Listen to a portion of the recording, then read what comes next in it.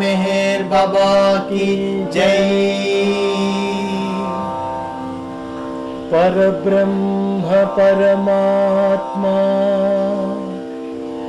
मेहर बाबा, नित्य निरंजन करुणाब्धि परात्परा, परम ज्योतिवान मन अगोचर, परम ज्योतिवान मन अगोचरा, जगदाराध्य जगदात्म जगदीश्वरा, अगणिताघमुलबापि वगदीर्चुनो सगुण रूप मेहर बाबा, नमोस्तुते।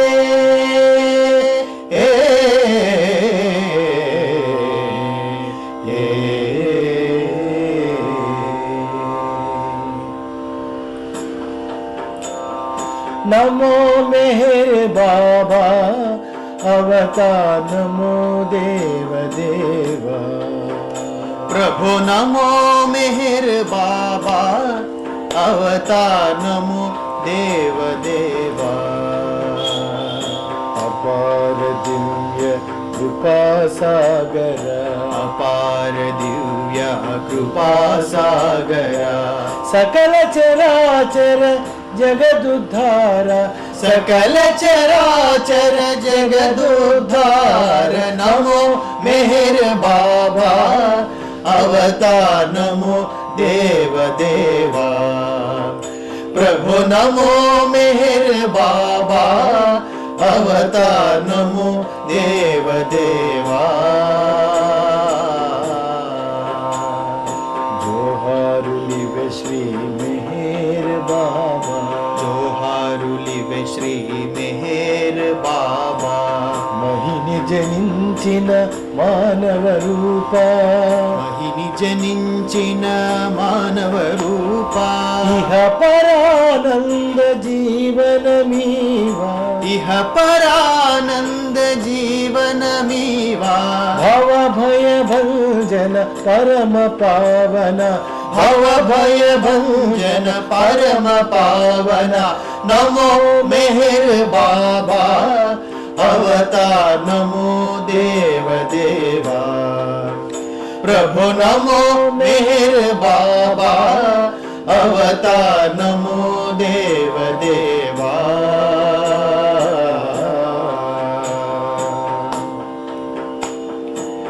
अज्ञानांधत नंत मुझेसी, अज्ञानांधत अंत मुझेसी, दिव्य विज्ञान दृष्टिनो संगी, दिव्य विज्ञान दृष्टिनो संगी, हरिषड्वर्गमुलंतरिंपगा, हरिषड्वर्गमुलंतरिंपगा, अव्यय मोक्षं वनुग्रहिंपुमु, नमो मेहर बाबा अवतार, नमो देव देवा प्रभु, नमो मेहर बाबा अवतार, नमो देव देवा।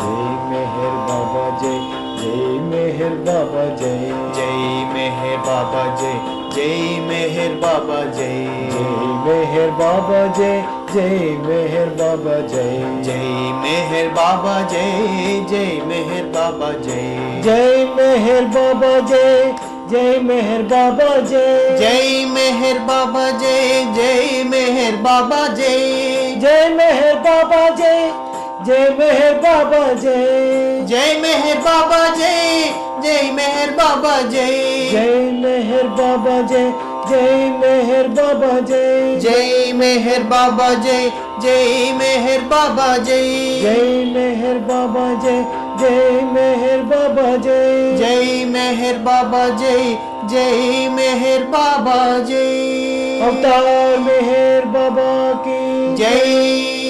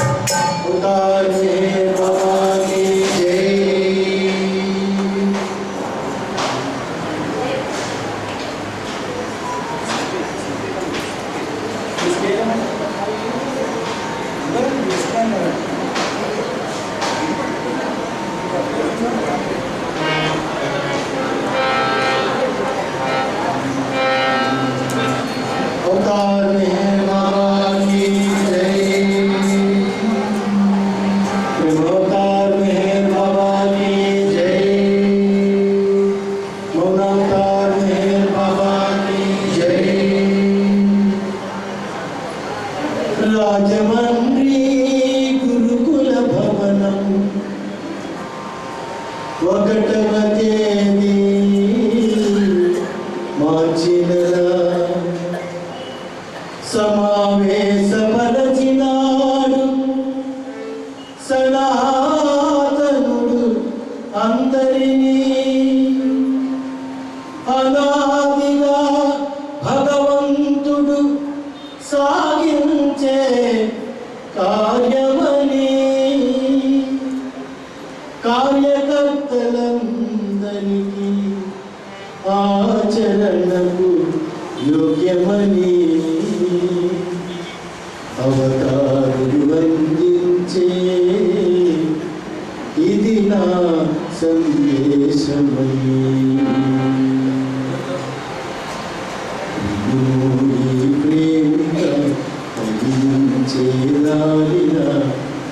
కార్యకర్తలకు బాబా శాశ్వత సూచనలుగా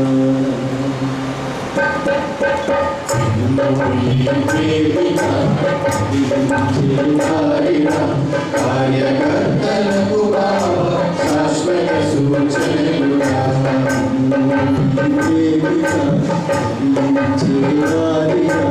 కార్యకర్తలకు బాబా శాశ్వత సూచనలుగా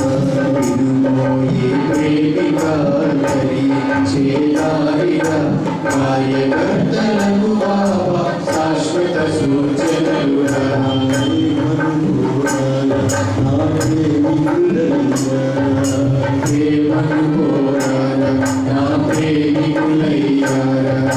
స్వచ్ఛమైన ప్రేమ నాకు స్వచ్ఛమైన ప్రేమ నాకు నిజాయితీ కావాలి నా కార్యంలో నిజాయితీ కావాలి నా కార్యంలో నిస్వార్థత నిండాలి నీ చేతలలో నిస్వార్థత నిండాలి నీ చేతలలో నిజాయితీ కావాలి నా కార్యంలో నిజాయితీ కావాలి నా కార్యంలో నిస్వార్థత నిండాలి నీ చేతలలో నిస్వార్థత నిండాలి నీ చేతలలో బాబాయే ఉండాలి నీ ధ్యానంలో బాబాయే ఉండాలి నీ ధ్యానంలో మరచిపోవాలి ఆనందంలో ఈ ప్రేమిక కలిగించేదారిగా కార్యకర్తలకు బాబా శాశ్వత సూచనలుగా ప్రేమిక కలిగించేదారిగా కార్యకర్తలకు బాబా శాశ్వత సూచనలుగా ఆంధ్రకు వచ్చాను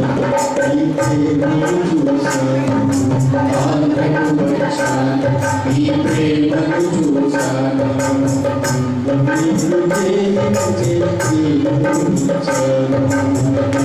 మీరు ప్రేమించే ప్రపంచమే కాదన్న పరమాత్ముడనే ప్రపంచమే కాదన్న పరమాత్ముడనే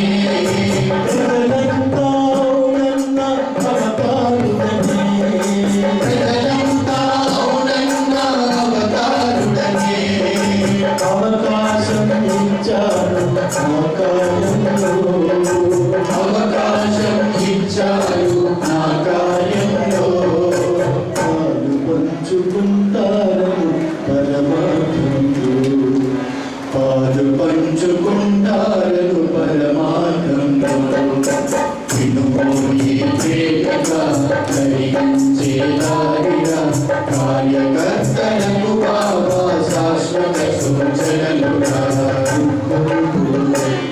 ఏ గొప్పకు కోరత్తు ఏ గొప్పకు కోరత్తు నా కోసం పని చేయాలని నా కోసం పని చేయాలని మరువత్తు కోరుకున్న నాడు పనియా పండి కోరుకున్న నాడు పనియా పండి కోరి చేసిన పని దండనలో కోరి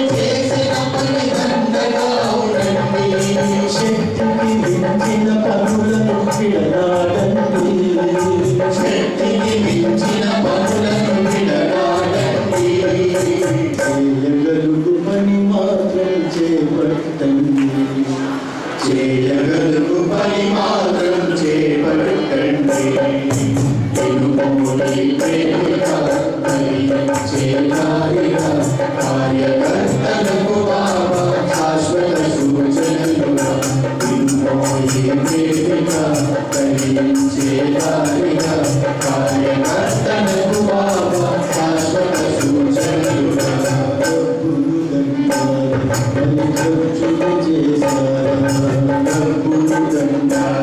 మరి ఖర్చులు చేశారా జమాలేని ఖర్చు చేయగ చూసారా లేఖ జమాలేని ఖర్చు చేయగ చూసారా లెక్కలేని జన్మలకు కారణమవుతుంది లెక్కలేని జన్మలకు కారణమవుతుంది అవినీతికి మోసానికి కారణమవుతుంది అవినీతికి మోసానికి కారణమవుతుంది దివ్య కార్యమంత బుద్ధిమాలవుతుంది దివ్య కార్యమంత బుద్ధిమాలవుతుంది పుణ్యమయుని పరుగు వీధి పాలవుతుంది దివ్యమయుని పరుగు వీధి పాలవుతుంది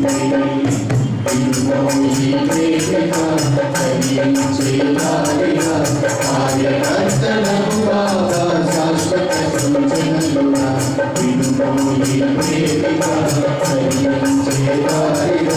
కార్యకర్తలకు బాబా శాశ్వత సూచనలుగా अवतार मेहर बाबा की जय अवतार मेहर बाबा की जय నిజంగా బాబా మనందరికీ ఎంతో ఓపిక ఇచ్చారు పొద్దున్నే వృద్ధులు చిన్నవాళ్ళు పెద్దవాళ్ళు అనకుండా అందరూ కూడా 10.5 కిలోమీటర్లు నడిచి వచ్చారు ఏ కొద్ది మంది మాత్రమో మధ్య మధ్యన కాస్త లిఫ్ట్ అది కూడా ఎంతమంది రండి కూర్చోండి అని బలవంతం చేసి ఎక్కించి తీసుకొచ్చారు నాగేశ్వరరావుతో సహా అందరూ సరే మరి ఈ విషయంలో కొంత మనకు బాబా యొక్క నవజీవనమే కాదు బాబా చాలాసార్లు పాదయాత్రలు చేశారు 1924 నుంచే ఆయన పాదయాత్రలు చేశారు చాలా సుదీర్ఘమైన పాదయాత్రలు అంతేకాదు ఆ ముందు పాదయాత్రల్లో బ్యాగేజ్ కూడా బాబా వీపు మీద వేసుకొని తల మీద పెట్టుకొని నడిచారు విశ్వానికి అధిపతి విశ్వానికి ప్రభు lord of universe slave of my lovers అన్నారు ఎందుకు చేశాడు అదంతా ఆయన తన ప్రేమికుల కోసం మాత్రమే చేశారు మరి ఇక్కడ ఆయన ప్రసాద్ గారు కోడూరు ప్రసాద్ గారు సందర్భానుసారం ప్రతిసారి చెప్తూనే ఉంటారు గురు ప్రసాద్లో ఆయన కూర్చొని ఉంటే ప్రసాద్ గారిని నిలబెట్టి బాబా ఎవ్రీథింగ్ ఈజ్ ఇల్యూషన్ అంతా మాయే ఇంక్లూడింగ్ మెహరస్థాన్ ఇది కూడా చెప్పారు ఆయన అది అన్ని ఇల్యూషన్ అని చెప్తూ మళ్ళీ అభయం ఇచ్చారు ఆయనకు ఇల్యూషన్ అయినా కూడా because I am there it is real అన్నారు చూడండి ఈ ఇల్యూషన్ అంతా కూడా మనకు కనబడే మాయ అంతా కూడా మాయ అయినా కూడా ఎందుకు ఉంది అనంతంగా ఎందుకు నిలిచి ఉంది అంటే ఆయన ఉన్నాడు కాబట్టి ఆయన ఉనికి ఆయన యొక్క ఛాయ కాబట్టే ఈ మొత్తం విశ్వం అంతా కూడా ఇలా నిలిచి ఉంది మనకు క్షణికమైన ఆనందాలను మనకు కావలసిన అన్నిటినీ అహంకారంతో పాటుగా ఆనందాన్ని కూడా ఇస్తూ మనకు ఈ మాయ ఆయన ఉన్నందువల్ల అందుకనే బాబా ప్రతిసారి గుర్తు చేస్తూ వచ్చారు God alone is real all else is illusion ఆయనకి ప్రసాద్ గారికి చెప్పినటువంటిది ఈ ఆయన సందేశంలో భగవంతుడు ఒక్కడే సత్యము మిగతాదంతా అంత మాయ ఆయన ఛాయ మాయా బీతో మరి ఛాయ అంటాడు అయితే మరి ఆయన పాదయాత్రలే కాదు ఎన్నోసార్లు పాదయాత్రలు చేశారు ఈవెన్ ఊటీ నుంచి కూనూరు అదంతా కూడా కాలినడకన వెళ్ళారు బాబా 30s లో ఇది నవజీవనం మాత్రం ప్లాన్డ్గా ఇది సాధకులకందరికీ కూడా ఆచరణ యోగ్యమైనటువంటి ఒక మార్గం కింద ఏర్పాటు చేసి వెళ్ళటానికి ఆయన స్వయంగా ముందు నడుస్తూ నిజానికి మండలి వాళ్ళకంటే ఆయన డబుల్ నడిచారు ఎందుకంటే ఆడవాళ్ళు వెనకాల ఉండేవారు, మగవాళ్ళు ముందు, ఒక్కొక్కసారి ముందు వెనక, అటు నుంచి ఇటు, ఇటు నుంచి అటు, బాబా మధ్యలో.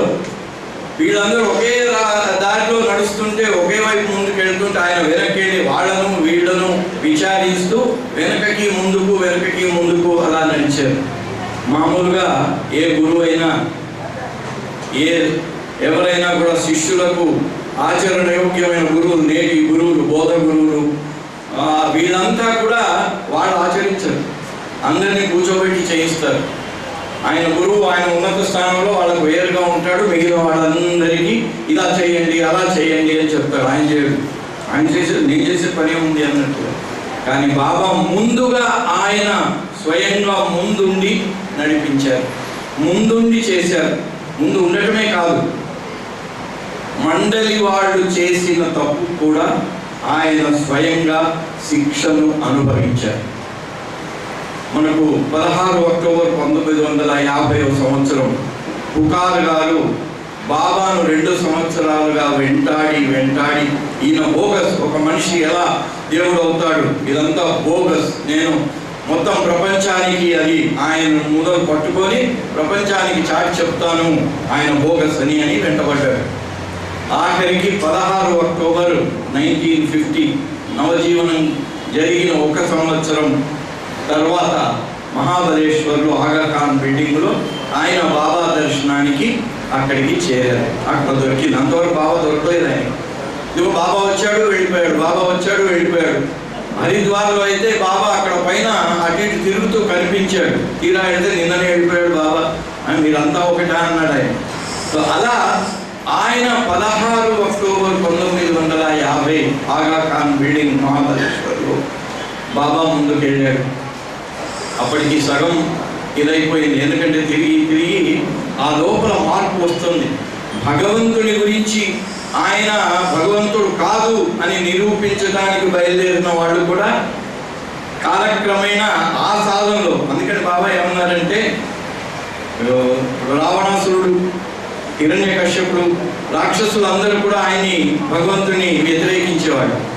నిజానికి దాని లోతుకు వెళితే వాళ్ళు జయా విజయులు అనేటువంటి విష్ణుమూర్తి గేట్ కీపర్స్, వాళ్ళకు శాపం వచ్చింది, 7 జన్మలు మనిషిగా వెళ్ళాలి. అప్పుడు వాళ్ళు విష్ణుమూర్తి దగ్గరికి వెళ్తే, నేనేం చేయలేను, దుర్వాసుని శాపం అది, అందుకని నేను ఒక మీకు ఆప్షన్ ఇస్తాను, 7 జన్మలు మామూలు మనుషులుగా పుట్టి చేస్తారా, 3 జన్మలు రాక్షసులుగా పుట్టి జనులను వేధించి తొందరగా నా దగ్గరికి వస్తారని. పర్వాలేదు, తొందరగా మీ దగ్గరికి రావటం అయితే దుర్మార్గులుగా ఉన్నా నాకు పర్వాలేదు అన్నారు. అంటే ఆ దుర్మార్గులు కూడా ఏంటి, ఆయన పని చేయొచ్చు, మీ బాబా అన్నాడు, వాడు కూడా నా పని చేస్తున్నారు అన్నారు. అలా వాళ్ళందరూ కూడా బాబా పని చేసిన వాళ్ళే. అలా పుకార్ గారు కూడా, ఎందుకంటే ఆయన అప్పుడు నిరీశ్వరవాది, కమ్యూనిస్టు, మా భారతదేశ స్వాతంత్ర సమరంలో పుకార్ అనే పత్రిక నడుపుతూ ఆయన చేశారు. అందుకని ఆయన లోపల నిజాయితీ ఉంది, ఈయన భగవంతుడు కాదు, ఈయన బండారం బయట పెడతాను అనేటువంటి ఆలోచనతో వెంటబడినా ఎవరు వెంటబడ్డాడు, భగవంతుడు వెంటబడ్డాడు. అంటే ఆయన ధ్యేయం వేరైనా కూడా, ప్రహ్లాదుడు అన్నాడు ఒకసారి హిరణ్యకశిపుని, నువ్వు నేను ఇద్దరం ఒకటే పని చేస్తున్నాము అన్నాడు. అదేంటన్నాడు, ఏం లేదు, నేను నారాయణ నారాయణ అంటున్నాను, నువ్వు నారాయణ నారాయణ అంటున్నావు, తేడాల్లో ఏంటంటే నేను ప్రేమతో అంటున్నాను, నువ్వు వైరంతో అంటున్నావు. నువ్వు వైరంతో, అతనికి నేను వైరిని అనుకొని, శత్రువును అనుకొని నువ్వు తీసుకోవటం మాత్రం ఇద్దరం ఆ భగవంతుడి నామమే తీసుకుంటున్నాం. ఇక్కడ ఆయనను వెంటాడినా కూడా భావం వేరైనా ఆయనకు సన్నిహితంగా వెళ్ళటమే కదా. కాబట్టి సత్యానికి సన్నిహితంగా వెళ్ళటానికి అది వ్యతిరేకతతో అయినా, అది ప్రేమతో అయినా అక్కడికే తీసుకువెళ్తుంది, అంతే కదా. అలా ఆయన ఆ రోజు మహాబలేశ్వర్లో వెళ్ళి బాబా ముందు నిలబడ్డాడు. అప్పటికి సగం ఆయనలో అనుమానం వచ్చి, నేను చేసేది కరెక్టేనా, ఆయన బోగస్ అనేది నిరూపించగలనా అనే ఆ స్థితిలో ఏమైంది, ఆ రోజు బాబా మండలి అక్కడ తనకు కావలసిన వాళ్ళందరినీ బాబా పిలిపించారు. నవజీవనం అయిన 1 ఇయర్ కాబట్టి బాబా అన్నారు, పాత జీవితంలో వాళ్ళందరికీ ఒక్కరోజు నేను అనుమతి ఇస్తున్నాను వచ్చి నా దర్శనం చేసుకోవటానికి. వేరే ఎవరిని రానివ్వకూడదు. వేరే వాళ్ళు వస్తే మళ్ళీ అక్కడ రసాభాస అవుతుంది. అందుకని విష్ణు మాస్టర్ను గేట్ దగ్గర నిలబెట్టి సరిగ్గా 8 గంటలకు మన వాళ్ళందరూ రాగానే గేట్ క్లోజ్ చేయమన్నారు. విష్ణు మాస్టర్ నిలబడ్డాడు, అందరూ వచ్చారు, గేట్ క్లోజ్ చేయాలి. 8 అయింది. గుస్తాజీ అంత దూరం నుంచి వస్తున్నాడు, పెద్ద ఆయన, బాబా మండలిలో చాలా వృద్ధుడును సీనియర్. ఈయన ఆ కన్సిడరేషన్తో బాబా చెప్పిన మాటను, అందుకే బాబా విధేయత అనే దానికి ఎంత స్పష్టంగా చెప్పారంటే దాంట్లో ఏ మాత్రం కాంప్రమైజ్ లేదు. నిన్న మనం ప్రేమకు కాంప్రమైజ్ లేదని చెప్పుకున్నాం, అక్కడ విధేయతకు కూడా ఆ కాంప్రమైజ్ లేదు. బాబా చెప్పింది చెప్పినట్టు చేయవలసిందే. ఈయన ఏం చేశాడు, కాస్త గుస్తాజీ మీద కొంచెం అయ్యో పెద్ద ఆయన కదా, ఆయన వచ్చేదాకా ఉంచి ఆయన వచ్చిన తర్వాత క్లోజ్ చేస్తా అని 2 నిమిషాలు ఆగాడు. ఈ 2 నిమిషాలు ఆయన వచ్చేలో 2 కొత్త వాళ్ళు లోపలికి వచ్చేసారు. 2 కొత్తగా వచ్చారు, లోపలికి వచ్చేసారు. ఆయన రాగానే తలుపేశారు. ఈ కొత్త వాళ్ళు నేరుగా వెళ్ళి బాబా పాదాల మీద పడ్డారు. మనకు ఆంధ్ర పర్యటనలో కూడా మండలి వాళ్ళందరూ తెలుగు మాటలు నేర్చుకున్నారు. బాబుజీ ఎప్పుడూ చెప్పేవాడు, బాబా పాదములను ముట్టుకోవద్దు అని తెలుగు నేర్చుకున్నారట వాళ్ళు. తెలుగుని ఎందుకంటే బాబా పాదాలను మీరు ముట్టుకోవద్దు అనేటువంటిది బాబా ఇన్స్ట్రక్షన్. అప్పుడు నవజీవనం తర్వాత వెరీ ఫ్రీ లైఫ్లో కదా బాబా వచ్చింది. అందుకని ఆ రోజు మహాబలేశ్వరంలో అప్పుడు ఒకే సంవత్సరం అయింది, ఇంకా నవజీవనం పూర్తి కాలేదు. 1 రోజుకు మాత్రమే బాబా ఆ దర్శనానికి అనుమతి ఇచ్చారు. వాళ్ళిద్దరూ లోపలికి వెళ్ళిపోయారు. నేరుగా బాబా దగ్గరికి వెళ్ళి బాబా పాదాల మీద చేతులు పెట్టి దండం పెట్టారు. వెంటనే బాబా వంగి మళ్ళీ వాళ్ళకు దండం పెట్టారు, వాళ్ళు బాబాకు దండం పెట్టారు. బాబా వాళ్ళకు ఇది 3 సార్లు జరిగిన తర్వాత ఈ పక్కన గబగబా వచ్చేసి నాయన ఆ పని చేయకండి, దానికి అనుమతి లేదు, బాబా అనుమతి లేనప్పుడు ఆయన పాదాలను తాకవద్దు అని చెప్పిన తర్వాత అప్పుడు బాబా దీనికి కారణం ఎవరి వల్ల ఇది జరిగింది, నా పాదాలు ముట్టుకోవద్దంటే వాడు వచ్చి ముట్టుకోవడం, నేను మళ్ళీ వాళ్ళకు పాదాబంధం చేయటం, ఇవన్నీ జరిగాయి కదా, దీనికి బాధ్యులు ఎవరు? విష్ణు మాస్టర్. ఆయన వచ్చాడు. రాగానే బాబా ముందు అక్కడ పక్కన కూర్చున్న ఆయనను లేపి, చేసిన తప్పు విష్ణు మాస్టర్దే అయినా కూడా దానికి బాధ్యత నేను స్వీకరిస్తున్నాను. చూడండి, ఆయనకు అవసరం లేదు, ఆయన మనందరి కోసం వచ్చాడు. ఆయనకు ఏ రకమైన మనకు ఉన్నటువంటి కర్మబంధాలు లేవు, సంస్కారాలు లేవు, మనకున్నటువంటి అకౌంట్ ఆయనకి ఏమీ లేదు. అయినా కూడా ఈ సృష్టి మీద మనందరి మీద ఉన్న వ్యాజమైన ప్రేమ కారణంగా మనందరి కోసం ఆయన బాధలు తన పైన వేసుకున్నారు. ఆయన పడిన బాధలను మనం అసలు దాన్ని శబ్దాల్లో మాటల్లో చెప్పలేము. అలాంటిది ఆయన విష్ణు మాస్టర్ తప్పైనా కూడా దాని శిక్ష నేను వహిస్తాను అని ఆయన లేచి చెంప మీద గట్టిగా కొట్టాడు. మొదట ఆయన లేచి ఇట్లా అన్నాడు, బాబా అన్నాడు ఇది ఒబీడియన్స్ కాదన్నాడు. నువ్వు కొట్టమంటే ఇలా నెమ్మదిగా కొడితే అది ఒబీడియన్స్ ఎట్లా అవుతుంది? నన్ను గట్టిగా కొట్టాలి. మామూలుగా కోపం వచ్చినప్పుడు నువ్వు ఎవరిని ఏ రకంగా కొడతావో నన్ను కూడా అదే రకంగా కొట్టాలి. చూడండి ఆయన. అప్పుడు ఆ పక్కనే ఉన్న క్యాప్టెన్ ఒక ఆయన ఉన్నాడు, ఆయన లేపేసరికి ఆయన వచ్చి గట్టిగా కొట్టేశాడు. చెంప ఎర్రగా అయిపోయింది. పుకార్ గారు అక్కడ లైన్లో ఉన్నారు. ఎప్పుడైతే బాబా అలా ఆ కొట్టించుకొని ఆ చెంపంత ఎర్రగా అయిపోయిందో ఈయన కన్నీడు ప్రారంభమైంది. కన్నీడు ప్రారంభమైపోయి ఆయన ఇక బాబాకు దగ్గరికి వచ్చి సరెండర్ అయిపోయారు. సరెండర్ అయిపోయిన తర్వాత బాబా ఆయన చొక్కా పంచే అన్ని కూడా ఆయన నా ప్రసాదం కింద ఇస్తున్నాను పెట్టుకో అన్నారు. ఇక ఆయన మరి బాబా అన్నారు ఈజ్ మై హనుమాన్ అన్నాడు, అతను నా హనుమంతుడు అన్నాడు. సో అలా ఎవరెవరికి ఎప్పుడు ఏ రకంగా ఇవ్వాలి, ఎవరిని ఏ రకంగా మార్చాలి అంటే ఆయన ఎన్నో జన్మల్లో బాబాతో సంబంధం ఉన్న వ్యక్తి కనుక అలా వ్యతిరేకతతో ప్రారంభమై అంత సన్నిహితమైన వ్యతిరేకత అనేది మామూలుగా నార్మల్గా ఉండే వాళ్ళకంటే వ్యతిరేకతతో వచ్చిన వాళ్ళ ప్రేమ ఇంకా చాలా అధికంగా ఉంటుంది. ఎందుకంటే వాళ్ళు రెండూ చవి చూస్తారు. అందుకని ఆయన బాబాకు అంత సన్నిహితుడైపోయాడు పుకార్. తర్వాత ఆయన పుకార్ పత్రికను కూడా మెహర్ పుకార్ కింద మార్చారు. అమీర్పూర్లో ఆయన సమాధి కూడా అక్కడ దాంట్లో పెట్టారు. బాబాకు ధామని కట్టారు విగ్రహం పెట్టేసి. ఇది ఎందువల్ల జరిగింది అంటే ఇది కృప వల్ల, బాబా కృప వల్ల. మరి నేనేమో మనం అక్కడి 15వ వార్షికోత్సవం అవి తలుచుకున్నాం. ఇవాళ రోజు తలుచుకున్నట్టయితే బాబా 8 డిసెంబర్ 1938లో ఆయన బ్లూ బస్ టూర్స్ చేశారు. పర్యటనలు విస్తృతంగా పర్యటన చేశారు బాబా. ఎందుకంటే ఆయన యొక్క దివ్య ప్రేమను అలా వెదజల సూర్యుని యొక్క కిరణాలు ఎలా అయితే మొత్తం ఉన్నటువంటి అన్ని తడిని, చెత్త చెదారం అన్నిటిని కూడా అది శుభ్రం చేసేస్తుంది. అన్నిటినీ ఏ రకమైనటువంటి చెత్త అయినా కూడా మనం సూర్యుని ఎండలో పెట్టేస్తే అది శుభ్రం అయిపోతుంది. అలాగే ఆయన దివ్య ప్రేమ యావత్ విశ్వం అంతా కూడా అలా చేసేటువంటి దానికోసం ఆయన తిరిగినటువంటి ఆయన చేసిన పర్యటనలు దాంట్లో భాగం ఒకటి 38లో బ్లూ బస్ టూర్స్. 12 సీట్ల బస్సు, 22 మంది ప్రయాణం చేశారు. వాళ్ళందరి సామాన్లన్నీ ఒక లారీ లోడ్ దానిపైన ఇంతెత్తుగా పెట్టేవాళ్ళు అనమాట. అలా ఈ రోజున మొట్టమొదటి బ్లూ బస్ టూర్లో హైదరాబాద్కి వచ్చారు.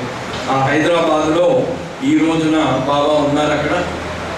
బాబా ఈ బ్లూ బస్ టూర్స్ చేస్తూ వెళ్తూ ఆగ్రా, జబల్పూర్ నుంచి ఆగ్రా వెళ్ళారు. ఆగ్రాలో ఉండగా బాబా దగ్గరికి ఒక బాబా ఎక్కడైతే ఉన్నారో ఆయన వసతి ఏర్పాటు చేసినటువంటి ఆ భవనంలోకి వెళ్తూ ఉంటే అక్కడ ఒక పక్షి కొంచెం పెద్దగా ఉంటుంది. ఆ పక్షి ఇలా నడుస్తూ వస్తుంటే కుంచుతుంది. నడవలేక నడుస్తూ ఉంటే బాబా అందరికి చెప్పి ఈ పక్షిని తీసుకెళ్ళి దీనికి కొంచెం డ్రెస్సింగ్ అది చేసి నడిచేలాగా చేసి నాకు మళ్ళీ 3వ రోజు నా ముందుకు తీసుకురండి అన్నారు బాబా. ఆ పక్షిని అలాగే వాళ్ళు చాలా దాన్ని బాగా డ్రెస్సింగ్ చేసి దానికి తినిపించి దాన్ని 3వ రోజు అది మళ్ళీ హాయిగా నడుస్తూ ఉంది. సంతోషపడి బాబా దగ్గరికి తీసుకెళ్ళారు. అది నడిచి బాబా దగ్గరికి వెళ్ళి బాబా పాదాల మీద పడి చనిపోయింది.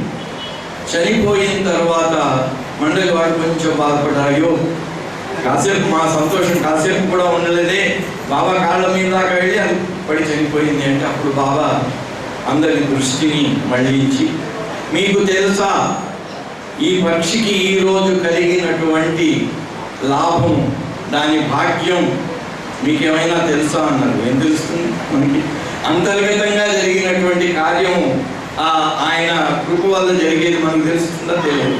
బాబా అన్నాడు, I have pushed it to the advanced human form. అది మామూలుగా మానవ రూపానికి రావటానికే కొన్ని లక్షల జన్మలు పడతాయి. అలాంటిది మానవ రూపంలో మళ్ళీ ఆధ్యాత్మికంగా ఉన్నత దశకు చేరినటువంటి జన్మ రావాలంటే మరికొన్ని లక్షల జన్మలు పడతాయి. బాబా అన్నాడు, దయ్యాన్ని ఈ పక్షిని మానవ రూపమే కాదు మానవ రూపంలో ఉన్నతమైనటువంటి స్థాయికి చెందిన జన్మను నేను ప్రసాదించాను. ఏంటి ఆయన కృప. సో మనందరం మరి ఎన్నో జన్మల భాగ్యం వల్ల ఆయన దగ్గరికి చేరాం. మరి ఎలాంటి కృపను పొందాలి మనం ఆయన దగ్గర నుంచి? బాబా ఇంగ్లాండ్లో 1931లో వెళ్ళినప్పుడు ఆయన దగ్గరికి ఒక బుద్ధ గురువు ఆయన శిష్యులను తీసుకొని వచ్చాడు. వచ్చిన తర్వాత దాంట్లో శిష్యుల్లో ఉండే శిష్యుడు ఒక ఆయన మరి ఎవరితో ఏం మాట్లాడుకున్నాడో తెలియదు. ఇదేంటి బాబా, ఒక్క జన్మలో అన్ని సంస్కారాలు నాశనం అయిపోయి మోక్షం లభిస్తుంది అంటారు, అదైతే నాకు నమ్మకం కలగటం లేదు అని బాబాని అడిగాడు. బాబాని అడిగితే బాబా, ఒక్క జన్మ అంటావేంటి, ఒక్క నిమిషంలో కూడా సాధ్యపడుతుంది అన్నాడు. ఒక్క నిమిషంలోన అదేలా సాధ్యం బాబా అనగానే మళ్ళీ బాబా వెంటనే నిమిషం కాదు, ఒక్క సెకండ్లో కూడా అది ప్రాప్తిస్తుంది. ఎప్పుడు? సద్గురు కృప లభించిన క్షణంలోనే. మీకున్నటువంటి సంస్కారాలన్నీ కూడా డిస్కోర్సెస్లో చెప్పారు. సద్గురువు సంస్కారాలను ఎలా వాటిని తొలగిస్తారు. మనం జన్మలో తొలగించినట్టే తొలగించుకుంటాం. మళ్ళీ కొన్ని వచ్చి యాడ్ అవుతుంటాయి, కొన్ని ఖర్చు అవుతుంటాయి, కొన్ని యాడ్ అవుతుంటాయి, కానీ స్టాక్ అలాగే ఉండిపోతుంది. కానీ సద్గురువు కానీ ఆయన కృప ఎవరి మీద పడుతుందో వాళ్ళ సంస్కారాలన్నీ కూడా ఒక పెద్ద గడ్డివాము ఒక అగ్గిపుల్ల గీసి అక్కడ పెడితే క్షణంలో దగ్ధం అయిపోయి బూడిదైపోతుంది. బూడిద కూడా మిగలదు ఎక్కువగా గడ్డికి. అలా సద్గురువు కృప మన మీద ప్రసరించినప్పుడు మన సంస్కారాలన్నీ ఒక గడ్డివాము ఎలాగైతే దగ్ధమైపోయి క్షణంలో పెద్ద వాము కూడా క్షణంలో మాయమైపోయి, అలాగే మీ సంస్కారాలన్నీ మాయమైపోయి మీకు అలాంటి స్థితి ప్రాప్తిస్తుంది అని బాబా 31లో ఆ గురువు గారికి చెప్పారు. అలా మనం అందరం కూడా మనం మామూలుగా ఆహ్వానాలు చెప్పినప్పుడు కూడా పత్రికలు కూడా ఏమంటాం, రండి బాబాను దర్శించుకోండి, ఆయన కృపకు పాత్రులు కండి అంటారు. ఎంత సులభంగా చెప్తాం. మరి ఆయన కృప అంటే ఏమిటి? ఒక్క క్షణంలో మొత్తం మన సంస్కారాలు నాశనం చేసి మన ఆ స్థితికి పంపించే అంత శక్తివంతమైనటువంటిది, నిరుపమానమైనటువంటిది సద్గురువు కృప. ఆ సద్గురువు కృప మరి ఒకసారి 1937లో బాబా వెస్టర్నర్స్ అందరికీ నాసిక్లో ఆశ్రమం పెట్టారు. ఆ ఆశ్రమంలో అందరు ఇలాగే కూర్చొని మాట్లాడుతూ ఉంటే ఒక ఆయన అంటే, బాబా మీరు ప్రేమించు అంటారు కదా, ప్రేమించడం మాకు సాధ్యం కావట్లేదు, ఆ ప్రేమ ఎలా సాధ్యం అవుతుంది? బాబా అన్నారు, నిజంగా నన్ను ప్రేమించవలసిన విధంగా ప్రేమించాలి అనుకుంటే నా కృప నీకు కావాలి. మన కృప ఎలా వస్తుంది బాబా అని అడిగితే బాబా అన్నారు, కృప రావటానికి ఎన్నో మార్గాలు చెప్పబడ్డాయి, ఎన్నో రకాలుగా ఉన్నాయి, కానీ నేను ఇప్పుడు మీకు ఒక 5 టిప్స్ చెప్తానని 37లో బాబా 5 టిప్స్ చెప్పారు. మనందరికీ కూడా ఆయన కృపను నిజంగా పొందాలి. ఎలాగో మనకు ఎన్నో జన్మల పుణ్య ఫలంగా ఆయన దగ్గరికి చేరాము, ఆయనలో మనకు విశ్వాసం కలిగింది, ప్రేమించాలనే ప్రయత్నం చేస్తున్నాం, దీనిలో సందేహం లేదు మనకు. కానీ ఆయన కృపను ఎలా పొందాలి, ఆయనను ప్రేమించవలసిన విధంగా ఎలా ప్రేమించాలి అనేది మాత్రం మనందరికీ క్వశ్చన్ మార్కే. ఆ క్వశ్చన్ మార్కు బాబా ఈ 5 టిప్స్ ఇచ్చారు వాళ్ళకి ఆ రోజున. ఫస్ట్ బాబా అంటారు,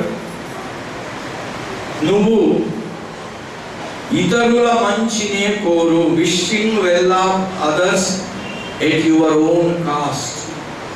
నీకు కష్టమైనా నష్టమైనా ఇతరుల మంచినే ఎప్పుడు కోరుకోవాలి. ఇతరుల యొక్క శ్రేయస్సును, ఇతరుల యొక్క మంచిని కోరుకోవాలి. ఇది మొట్టమొదటి పాయింట్ బాబా చెప్పారు. రెండవది టాలరెన్స్ సుప్రీం, సహనం సుప్రీం అంటే ఉన్నతమైనటువంటి సహనం కావాలి అంటే కోపం అనేది రానేకూడదు. కోపం ఏమాత్రం వచ్చినా సహనం తగ్గిపోయినట్టే. ఈ రెండు ఆపోజిట్ అన్నమాట. సహనం లేని వాడికి కోపం బాగా వస్తుంది, కోపం లేని వాడికి సహనం ఎక్కువగా ఉంటుంది. కోపం ఎంత తక్కువగా ఉంటే ఆ లెవెల్లో సహనం అంత ఎక్కువగా ఉంటుంది. రెండవది. మూడవది బాబా అన్నాడు, బ్యాక్ బైటింగ్ నెవర్. చాలాసార్లు చెప్పుకొనే ఉంటాం, ఇది కొత్త విషయం ఏం కాదు, కానీ ఎన్నిసార్లు చెప్పుకున్నా కూడా మన జీవితానికి ఆదర్శప్రాయం, మన నిత్య జీవితంలో ఆచరణలో పెట్టే ఈ పాయింట్స్ వల్ల మనం ఆయన కృపను పొందటానికి అర్హులం అవుతాము. అది బాబా ఇచ్చిన టిప్స్. ఇక మూడోది బ్యాక్ బైటింగ్ నెవర్.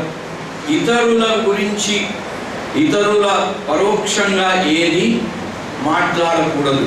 పూనా గురుప్రసాద్లో బాబా పూనా వాళ్ళతోని, కార్యకర్తలు, ప్రేమికులతో మాట్లాడుతూ ఒకరోజు దీన్ని ఎంత స్పష్టంగా చెప్పారంటే, ఇతరుల వెనక మీరు మాట్లాడినప్పుడు సమర్థించుకునే ప్రయత్నం చేయవచ్చు. నేను నిజంగా వాడు చెడ్డవాడి గురించి చెడ్డ అని చెప్తే తప్పేమిటి అని వాదిస్తాను. నిజమే, చెడ్డవాడి గురించి చెడ్డ అని చెప్తే ఉన్నట్టుగా చెప్తున్నాను కదా, నేను దాంట్లో ఏమి దాని మసాలా యాడ్ చేయటం లేదు కదా అని చెప్పుకోవచ్చు. కానీ బాబా అన్నాడు, ఉన్నట్టుగా చెప్పినా ఆ వ్యక్తి యొక్క పరోక్షంలో నువ్వు సత్యాన్ని పలికినా కూడా అతని సంస్కారాల బరువు వచ్చి నీ నెత్తి మీద పడుతుంది అని బాబా కబీర్ సూక్తి ఒకటి ఉదాహరించి, కబీర్ అన్న మాటలు ఏంటి అంటే, ఎవడైతే మన గురించిన పరోక్ష నిందలు చేస్తాడో వాడు చాలా మేలు చేస్తాడు.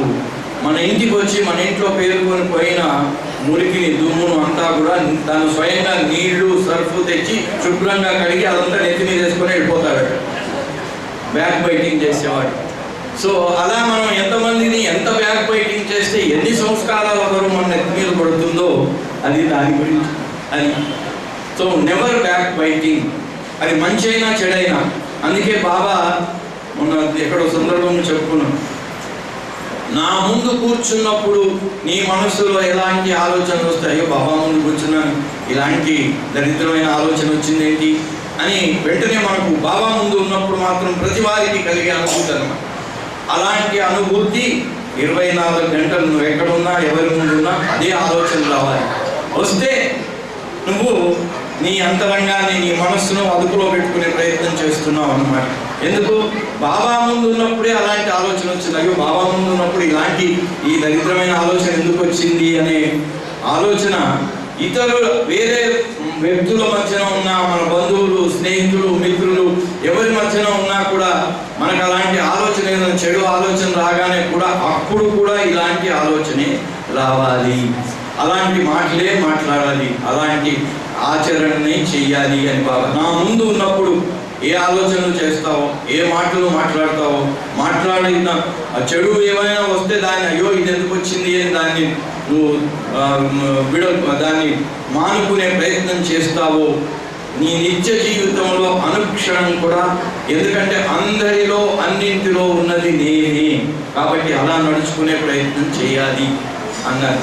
అది అందుకని ఇక 4వది బాబా పాయింట్ ఏం చెప్పారంటే, అంటే టిప్స్ 5 వెస్టర్న్స్ కోసం చెప్పినటువంటిది. ఆయన అన్నారు, ఇతరుల నుంచి మంచిని సేకరించు, ఇతరులో ఉన్న చెడును మాత్రం తీసుకోకు, వర్జించు. బాబా అవతార్స్ కాలని వాడియా పార్కులో 12 సెప్టెంబర్ 54 రోజున ఇచ్చారు. దాంట్లో ఉన్నారు బాబా అన్నారు, do not waste your precious life time in judging and differentiating others. ఇతరుల గురించి వాడు ఫలానా, వాడు ఇలాంటి వాడు, అలాంటి వాడు అనే అటువంటి చేయటం వల్ల నీ జీవితం వ్యర్థం. మోక్షారహంలో మానవ జన్మ చేయకుమా వృథా అన్నారు బాబ్జీ గారు.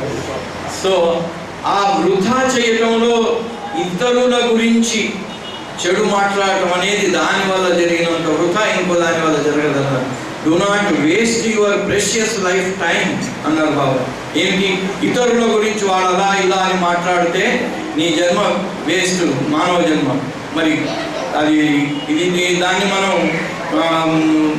సరిగ్గా వాడుకోవట్లేదు. సరిగ్గా వాడుకోవటం అంటే ఈ జన్మను, మనం మానవ జన్మను వృథా చేయకుండా సద్వినియోగం చేసుకోవటం అంటే ఏమిటి అంటే, కబీర్ దాస్ ఒకసారి అన్నట్టు, బురాయి దేఖన మైచలా బురాన దిఖాన పోయి. చెడ్డవాడు ఎవడున్నాడు అని ప్రపంచంలో వెతకడానికి వెళ్ళాడట. ఎక్కడ ఎవరు కనిపించలేదట.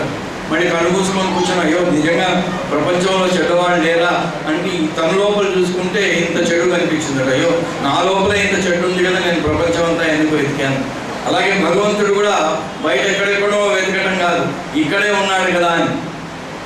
అలా చెడు గురించి మనం ఇతరుల చెడు గురించి మాట్లాడకుండా ఇతరుల్లో ఉన్న మంచిని స్వీకరించి చెడును వర్జించాలి, చెడును పట్టించుకోకూడదు. అలా అది ఒక టిప్ బాబా చెప్పింది. ఇతరుల నుంచి మంచి గ్రహించు కానీ చెడు గ్రహించవద్దు అని. ఇక 5వది బాబా చెప్పారు, వరి ట్రై నాట్ టు వరి. వరి అనేది మన మనస్సులో ఎప్పుడు ప్రతి వాళ్ళకి ఏదో రకంగా ఏదో విషయంగా వరి అనేది ఎప్పుడు, దానికి ఒక సామెత చెప్తారు వరి గురించి. చితి చింతాద్వయో మధ్యే చింతాలపి గరీయస్. చితి చింత రెండింటికి పోల్చినట్టయితే చితి కంటే చింతనే చాలా గొప్పదట, చాలా కఠినమైందట. ఎందుకు అంటే చితి ఏమో చనిపోయిన శరీరాన్ని, ప్రాణం లేని శరీరాన్ని కాలుస్తుందట, చింత ఏమో ప్రాణం ఉన్నవాడిని కాలుస్తూ ఉంటుందట రోజు. అందుకని చితి కంటే కూడా చింత చాలా ఘోరమైంది అంటారు. అందుకని బాబా అన్నారు ట్రై నాట్ టు వరీ. ఇక్కడ బ్యాక్ బైటింగ్ గురించి బాబా అన్నారు నెవర్ బ్యాక్ బైటింగ్ అన్నారు. ఇక్కడ డోంట్ వరీ బీ హ్యాపీ బాబా సందేశం ప్రకారంగా ట్రై నాట్ టు వరీ, చింతించకుండా చూడండి, ప్రయత్నం చేయండి అన్నారు. ఎందుకంటే సాధ్యం కాదు అని బాబా అన్నారు. 12 సెకండ్లు కూడా మీ మనస్సును నిశ్చలంగా ఉంచుకోగలిగితే చాలా గ్రేట్ అన్నాడు. 12 సెకండ్లు కూడా ఉంచుకోలేమంటాం, 12 సెకండ్స్. సో అందుకని బాబా అన్నారు ట్రై. వరీ నాట్ అనే దానికోసం ట్రై చేయండి అన్నారు. అందుకని ఇక్కడ ట్రై అని చెప్పారు. నెవర్ బ్యాక్ బైటింగ్ అంటే ఎప్పుడు చేయకూడదు అనేది దానికి చెప్తే ఇక్కడేమో ట్రై చేయండి అంటూ ఆ ట్రై చేయడానికి కూడా ఆయన ఒక మనకు సొల్యూషన్ ఇచ్చారు. ఏంటది?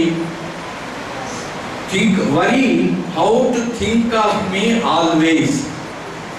నా గురించే నిరంతరం హృదయపూర్వకంగా స్మరించడం ఎలా అనే వరి పెట్టుకోండి. ఆ వరి వల్ల మిగిలిన వరీలు వెళ్ళిపోతాయి. ఆ ఒక వరిని మాత్రం మనం మన మనస్సులో పెట్టుకున్నట్టయితే మిగిలిన వరీలన్నీ కూడా దానికి తోవ ఇచ్చి వెళ్ళిపోతాయి. అంబులెన్స్ వస్తే అందరూ పక్కకు జరిగి దాన్ని ఎడమంటారు కదా, అలాగా ఇది అంబులెన్స్ అన్నమాట. ఎలా బాబాను ఎలా మనం స్మరించుకోవాలి అనే అటువంటి చింత మనం అలవాటు చేసుకున్నట్టయితే మిగిలిన చింతలన్నీ దారిచ్చి వెళ్ళిపోతాయట. సో అలా ఈ 5 టిప్స్ ఇచ్చారు బాబా. ఈ 5 టిప్స్ మనం ప్రయత్నం చేసినట్టయితే మనం నిజంగా ఆయన కృపకు పాత్రలు అవుతాము అని చెప్పారు. దానికి మొట్టమొదటి పాయింట్ బాబా చెప్పింది, ఇతరుల శ్రేయస్సు గురించి ఆలోచించండి అనే దానికి ఒక చిన్న కథ చెప్పి ముగించేస్తాను. ఫస్ట్ మనకి అంటే మన గురించి ఆలోచించడం కంటే ఇతరుల గురించి ఆలోచించడం వల్ల మనలో జరిగే అటువంటి పెద్ద గొప్ప మార్పు ఏమిటి అంటే స్వార్థం అనేది తగ్గిపోయి ప్రేమ అనేది పెరుగుతుంది. దానివల్ల ఇతరుల గురించి ప్రేమ ఎప్పుడు కూడా ఇస్తుంది కానీ అడగదు. ప్రేమ ఎప్పుడు కూడా ఇతరుల గురించి ఆలోచిస్తుంది కానీ తన గురించి ఆలోచించదు.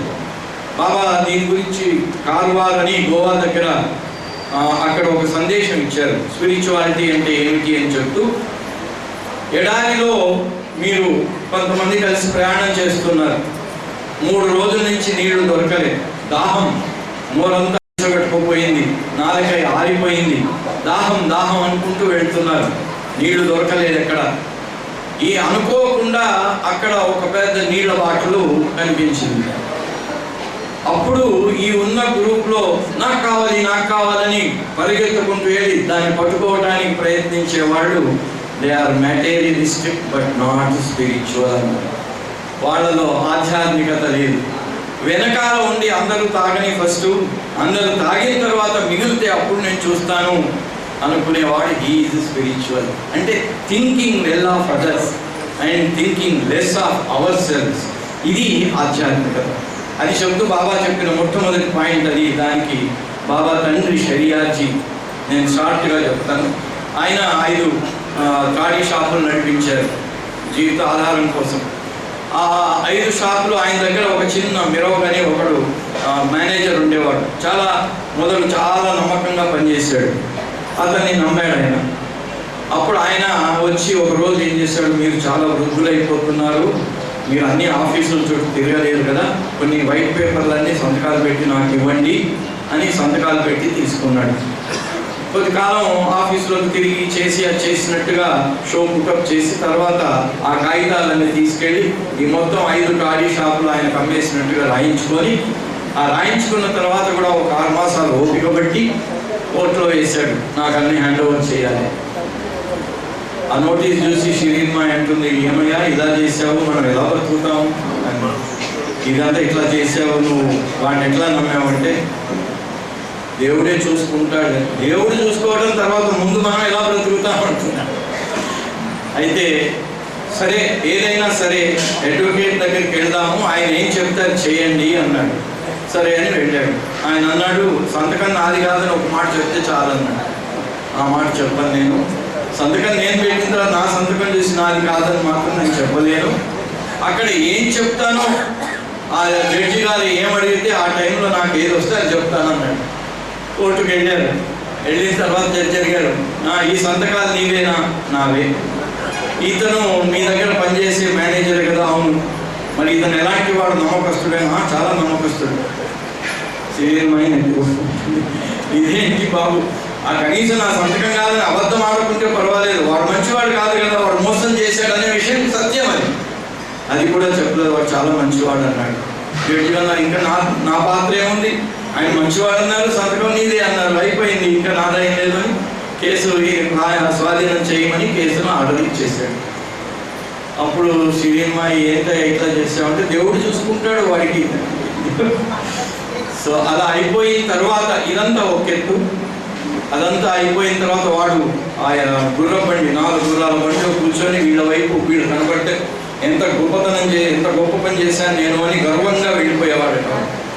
అలాంటి వాడికి షెరియాజీ ఒక రోజున తన స్నేహితుడితో కబురు పంపించి, ఇక నేను ముసలివాడిని అయిపోయాను, నేను ఎప్పుడు ప్రాణం విడిచి శరీరాన్ని వదిలేస్తానో తెలియదు, కాబట్టి నువ్వు చేసింది తప్పైనా ఎప్పుడో ఒకప్పటికి నువ్వు దాన్ని పశ్చాత్తాపడి క్షమించమని అడుగుతావు. ఆ రోజు నేను ఉండను, కాబట్టి ఈ రోజే అడ్వాన్స్గా నిన్ను క్షమిస్తున్నాను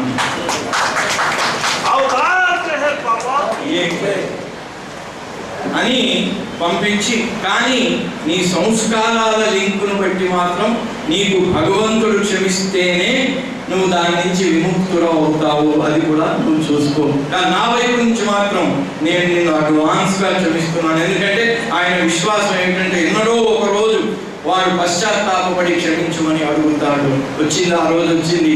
ఆ రోజు ఏం లేడు, ఆయన భార్య వెళ్ళి గురుప్రసాద్లో బాబా దగ్గరికి వెళ్ళి అర్థించడం, బాబా కూడా తండ్రి క్షమించాడు కదా, అందుకని బాబా కూడా వాడిని క్షమించడం. అప్పటి వరకు వాడికి చావు కూడా రాలేదు, చాలా అవస్థలు పడ్డాడు. సో అలా wishing well of others at your own cost, అది షెరియాజీ దానికి ఉదాహరణ. కాబట్టి ఆయన అవతారానికి తండ్రి కాగలిగాడు. అలాంటి మరి ఆ ఆదర్శాలు బాబా చెప్పారు. మనకి ఈ 5 టిప్స్ ఇచ్చారు. ఆయన కృపను పొందాలంటే 5 అన్నీ చేయాల్సిన పని, ఏ ఒక్కటి పర్ఫెక్ట్గా చేసినా మిగిలినవి ఫాలో అవుతాయి అన్నారు బాబా. అలా మనం మన జీవితంలో ఆచరణలో పెట్టి ఆయన కృపకు పాత్రమయ్యే ప్రయత్నం చేసి తరించాలని కోరుకుంటూ అవతార్ మెహర్ బాబా की जय. बाबा दया सागरा मेरे बाबा दया सागरा, बाबा दया सागरा मेरे बाबा दया सागरा, बाबा दया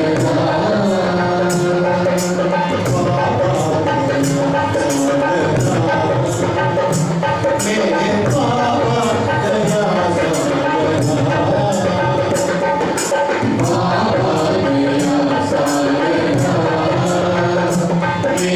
बाबा दया सागरा,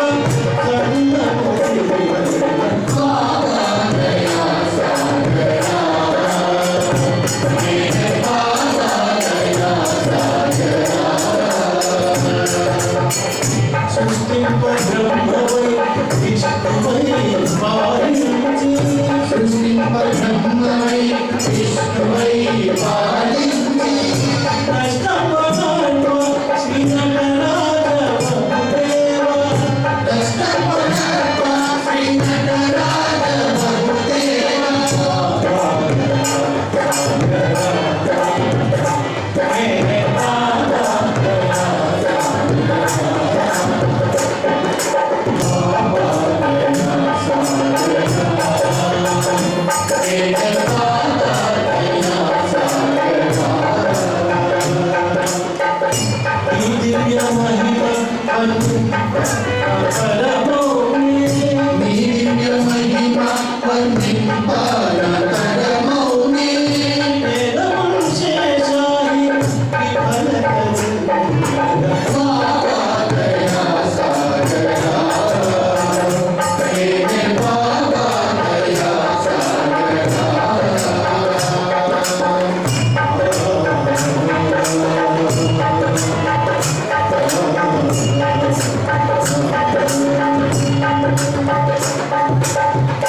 అన్నింటికీ నా ఆధారమని అన్నిటికీ నా ఆధారమని నమ్మి అన్నింటికీ నా ఆధారమని అన్నిటికీ నా ఆధారమని నమ్మి ఆత్మపరము చేరు ఆది పురుష శ్రీ బాబా దయా సాగరా హే బాబా దయా సాగరా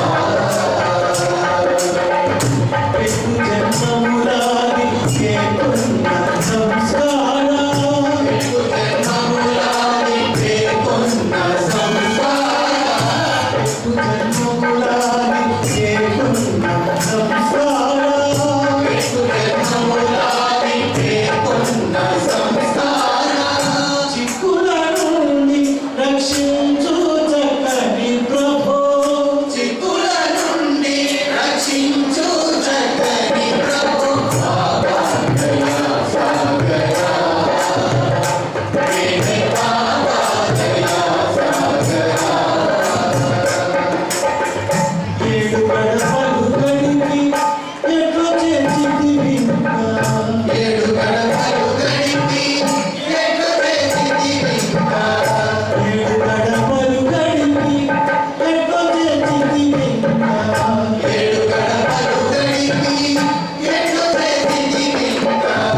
మూడు మసలీలను ముందుగా పెంచు.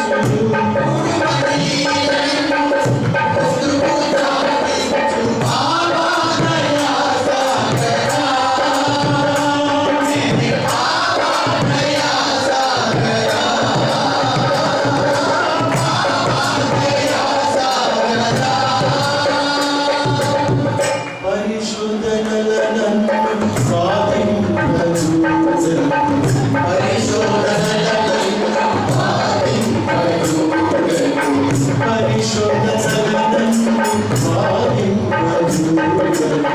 పరిశోధనలను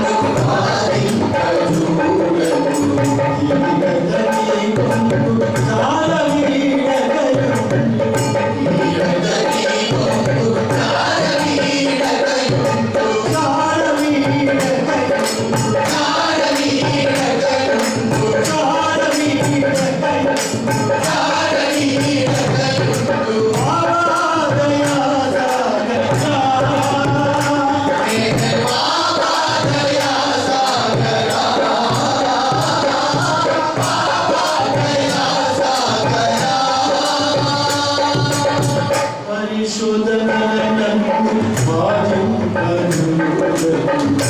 పరిశోధనలను సాధింపదు. పరిశోధనలను సాధింపదు.